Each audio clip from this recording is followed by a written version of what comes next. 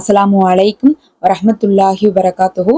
இன்னைக்கு நம்ம பாத்தீங்கன்னா ஒரு சிறப்புக்குரிய நாள்ல தான் இருந்துட்டு இருக்கோம். இன்னைக்கு நம்ம அதுல சூறாவை தான் பார்க்க போறோம். ஏன் சூறாவை பார்க்க போறோம்னா, சூறாக்கள் அப்படிங்கிறது குரான்ல இருந்து வரக்கூடியது. இந்த குரான்ல இருக்கக்கூடிய ஒவ்வொன்றும் நமக்கு பாத்தீங்கன்னா நேர்வழிக்காகவும் இன்னும் நமக்கு அருட்கொடையாகவும் இறக்கப்பட்டிருக்கு.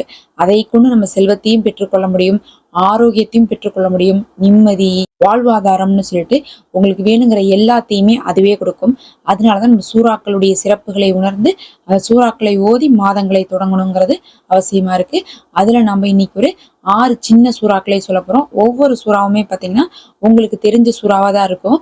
ஆனா பாத்தீங்கன்னா இதனுடைய சிறப்பை அறியாம நம்ம ஓதாம இருக்கிறோம்.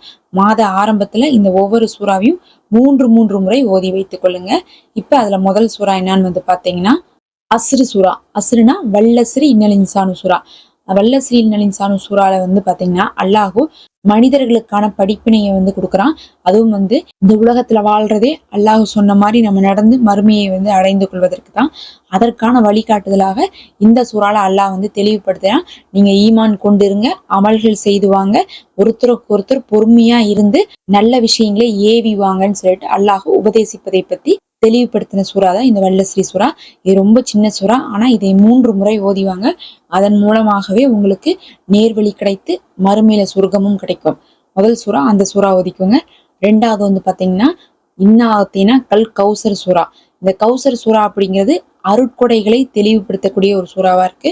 நபி ஸல்லல்லாஹு அலைஹி வஸல்லம் அவர்கள் கஷ்டத்தோடு இருந்தபோது, கவலையோடு இருந்தபோது அவர்கள் கவலையை போப்பதற்காகவே அல்லாஹு இறக்கிய சூறா தான் இந்த இன்னாத்தினா கல் கௌசர் சூறா.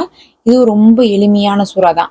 அதுவும் பாத்தீங்கன்னா தொழுகையில கூட இதெல்லாம் ஓதக்கூடிய மனப்பாடமா வச்சிருக்கக்கூடிய சூறா தான் இந்த இன்னாத்தினா கல் கௌசர் சூறாவை 3 முறை ஓதிக்கோங்க. அல்லாஹுவே உங்களுக்கு இதன் மூலமாக ஆறுதல் கொடுப்பான், எல்லா தேவைகளையும் நிறைவேற்றுவான், அருட்கொடைகளை நிரப்பமாக்குவான். அடுத்து 3வதா பாத்தீங்கன்னா நஸ்ரு சூறா. இதா ஜாஹா நஸ்ருல்லாஹி வல் ஃபத்ஹு அப்படின்னு சொல்லிட்டு ஆரம்பிக்கக்கூடிய சூறா. இந்த இதா ஜாஹா நஸ்ருல்லாஹி அப்படிங்கிறது அல்லாஹுடைய உதவியும் பெற்றுத்தரும், அல்லாஹுடைய வெற்றியும் பெற்றுத்தரக்கூடிய சூறா. ஏன்னா அதுல வரக்கூடிய அந்த நஸ்ருல்லாஹி வல் ஃபத்ஹு அப்படின்னு இருக்கு பாருங்க. அது ரெண்டுக்கு என்ன அர்த்தம்னா, நஸ்ருனா உதவி, ஃபத்ஹுனா வெற்றின்னு அர்த்தம். அப்ப வெற்றியும் உதவியும் அல்லாஹுவின் புறத்துல உங்களுக்கு வரும். நீங்க எந்த விஷயம் செய்தாலும் இந்த மாசம் முழுவதும் வெற்றியா இருக்கும். அல்லாஹுடைய உதவி கொண்டு அது நேர்வழிப்படுத்தப்படும். அதனால உங்களுக்கு யாருடைய உதவியும் தேவைப்படாது. இந்த மாசமே உங்களுக்கு சிறப்பா இருக்கும். முதல் 3 சூறா இப்ப நம்ம என்ன சொல்லியிருக்கோம், இன்னாத்தினா கல் கௌசரும், இதா ஜாஹா நஸ்ருல்லாஹியும், வல்லஸ்ரியும் சொல்லியிருக்கோம். அடுத்த 3 சூறா என்னன்னு பாத்தீங்கன்னா 3 குல் சூராஸ்.